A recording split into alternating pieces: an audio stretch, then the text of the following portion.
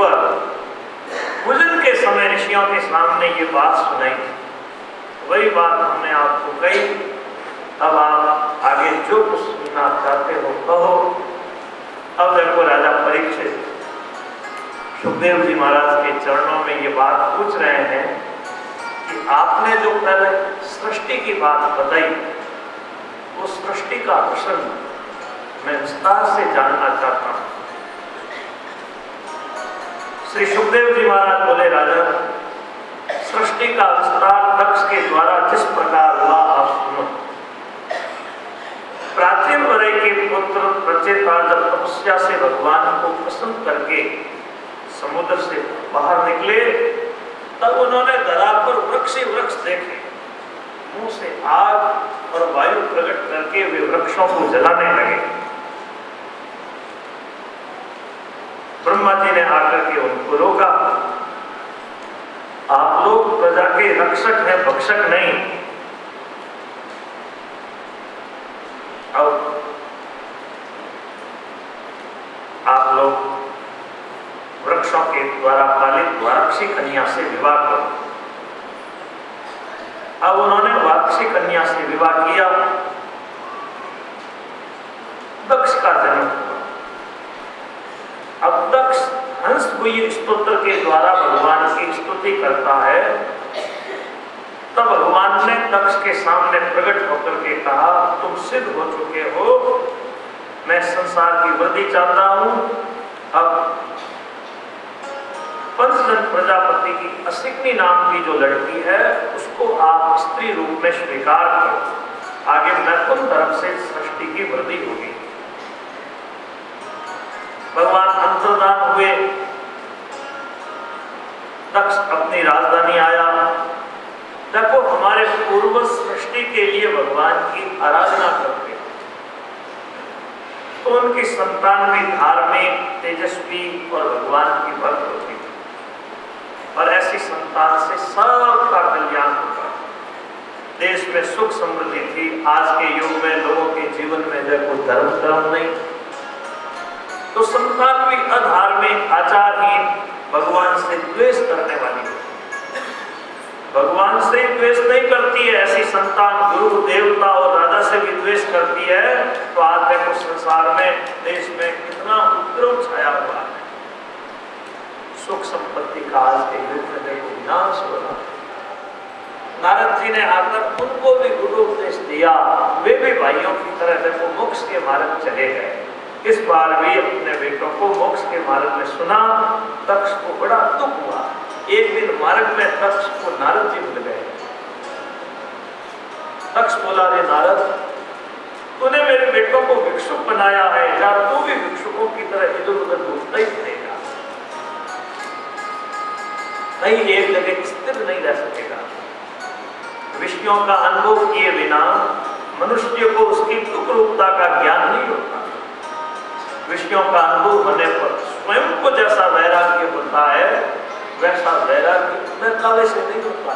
बहकाने से तो क्या लोग बहका देते हैं, साधु बन जाओ, बड़ी फौज है, माँ को उगाया 3 गुण, मिटे माँ तेरी खाद, खमने लड्डू मिले, लोग क्या महाराज बन जाओ साधु, और क्या है।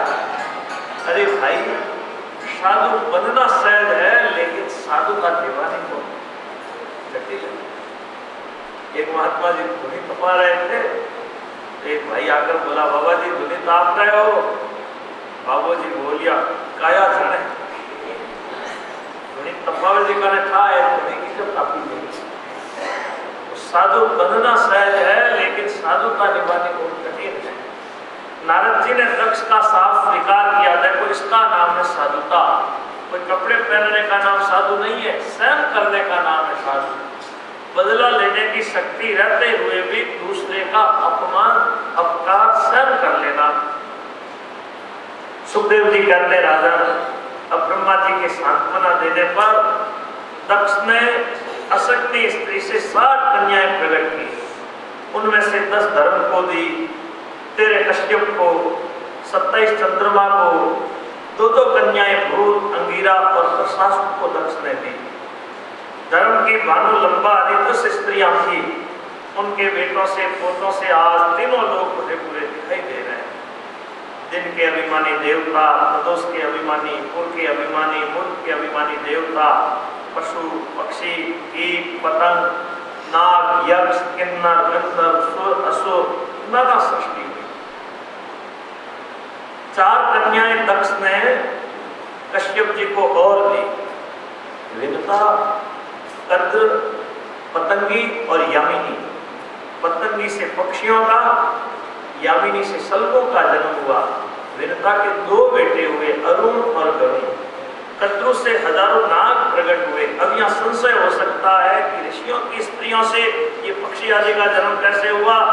लिखा है भाई, जैसे सीप में मुक्ता, हाथी के कान में गजमुक्ता, हरिण की नाभि में कस्तूरी, गाय के कान में गोरोचन, मांस में हंसलोचन और गोमय में बिच्छू आदि प्रकट होते हैं, वैसे ही ऋषियों की स्त्रियों में पक्षी आदि का जन्म समझना चाहिए। ऋषि लोग सबके संकल्प हैं, उनके कार्य में कोई आश्चर्य नहीं। कश्यप जी की स्त्रियों में दिति से दैत्य हुए, धनु से दानु हुए, अदिति के 12 पुत्र आदित्य हुए। विवस्वान, अर्यमा, उषा, प्रष्टाक, सविता, भग, दाता, विदाता, वरुणो, मित्र, शक्र, गुरु, प्रमाह। विवस्वान की स्त्री संज्ञा से श्राद्धेव मनु, यम और यमुना युगल संतान थी। संज्ञा विश्वकर्मा की पुत्री थी, सूर्य का तेज सहन नहीं कर सकी तो उसने तुरंगी का रूप धारण किया, जिससे अश्विनी कुमारों की उत्पत्ति हुई।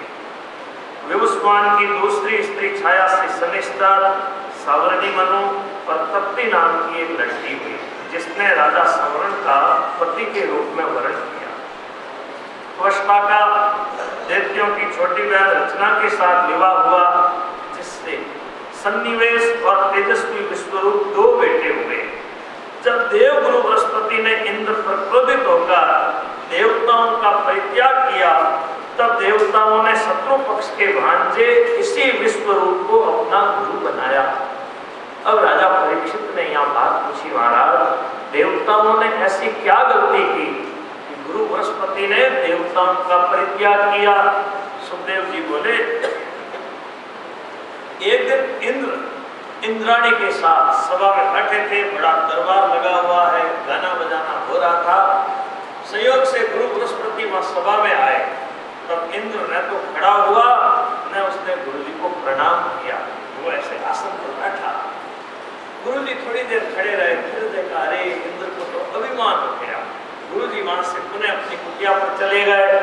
क्यों ही गाना बजाना पूरा हुआ, अब इंद्र को पता लगा अरे राम, आज हमारे गुरु महाराज आए और हमने गुरु जी को प्रणाम भी नहीं किया, अभी जाकर गुरु जी से क्षमा मांग लेता हूँ। अब वो इंद्र गुरु जी की कुटिया पर देवताओं के साथ पहुंचा, लेकिन इधर गुरु जी योग शक्ति से अंतर्धान हो गए। अब इंद्र को जब गुरु जी नहीं मिले तो बड़ा पश्चाताप हुआ, देखो मैंने आज गुरु का अपमान किया। देखो भाई, भगवान की कोई गलती करता है तो गुरु महाराज उसको क्षमा करवा देते हैं, लेकिन गुरु महाराज का कोई अपराध करता है तो उसको भगवान भी क्षमा नहीं करते। आज इंद्र को बड़ा दुख हुआ, क्या करूं? इधर इस बात का प्रभाव दैत्यों को लग गया। दैत्यों ने देवताओं पर चढ़ाई कर दी और लड़ाई में देवता हार गए। अब देवता दुखी होकर ब्रह्मा जी के पास गए। ब्रह्मा जी बोले, देखा ताकतवर हो, लेकिन गुरु का तिरस्कार कि तुम निर्बल के सामने हार गए। अब जाओ विश्व रूप को अपना गुरु बना लो, ये थोड़ा पक्षपात करेंगे, सहन कर लेना। अब देवता विश्व रूप के पास गए, बोले महाराज आप हमारे गुरु बनो। विश्व रूप बोले, अरे गुरु बनना सहज काम है क्या? गुरु बनने का अर्थ होता है अगले व्यक्ति की जिम्मेवारी अपने ऊपर लेना। जो गुरु गुरु बनता है और शिष्य को बंधन मुक्त नहीं करता है तो वह चेले के पाप का भागी बनता है। देवता बोले महाराज हम दुखी हैं, आपकी शरण आए हैं, जब आप कृपा नहीं करेंगे तो हम कहाँ जाएंगे? तब विश्वरूप देवताओं के गुरु बन गए। उन्होंने नारायण कवच के प्रभाव से असुरों की सुरक्षित राज्य लक्ष्मी छीन करके इंद्र को दे दी। नारायण कवच का उपदेश भी विश्वरूप ने इंद्र को दे दिया। अब राजा परीक्षित पूछते हैं, प्रभु इंद्र ने जिसके प्रभाव से लड़ाई में शत्रुओं को जीतकर त्रिलोकी की राज्य लक्ष्मी प्राप्त की, आप नारायण कवच हमें भी सुनाइए। सुखदेव जी बोले, राजन, इंद्र ने नारायण कवच पूछा।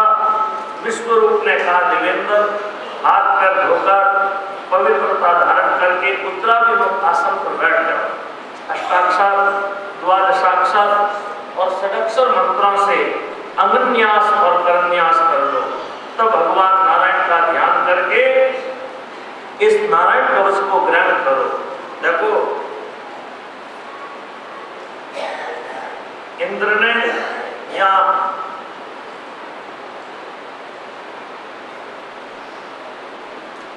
विश्वरूप ने इंद्र को यह नारायण कवच का उपदेश दिया और कहा कि जब डर लगता हो, शरीर की रक्षा करनी हो, संपत्ति की रक्षा करनी हो, तब नारायण कवच का यथाशक्ति पाठ करना चाहिए। आज गंगा का तट है, वैशाख का महीना है, सभी हरिभक्तों से निवेदन है, आंखें बंद करके नारायण कवच आप लोग सुने। देखो, सर्दी लगती है तो कंबल ओढ़ लेते हैं, स्वेटर पहन लेते हैं, गर्मी लगती है तो पंखा चला लेते हैं, दरवाजे खोल कर बैठ जाते हैं, वर्षा में छत के नीचे आकर खड़े हो जाते हैं। लेकिन जीवन में दैहिक, दैविक, भौतिक अनेकों प्रकार के कष्ट आते हैं। उन कष्टों से बचने का उपाय क्या? तो हमारे भागवत जी में नारायण कवच का उपदेश ऐसा है, ये नारायण कवच का पाठ ऐसा है जिससे दैहिक, दैविक, भौतिक सभी कष्टों से प्राणी की रक्षा होती है। सभी हरिभक्तों से निवेदन है, हाथ जोड़कर आंखें बंद करके आपके साथ नारायण कवच सुने।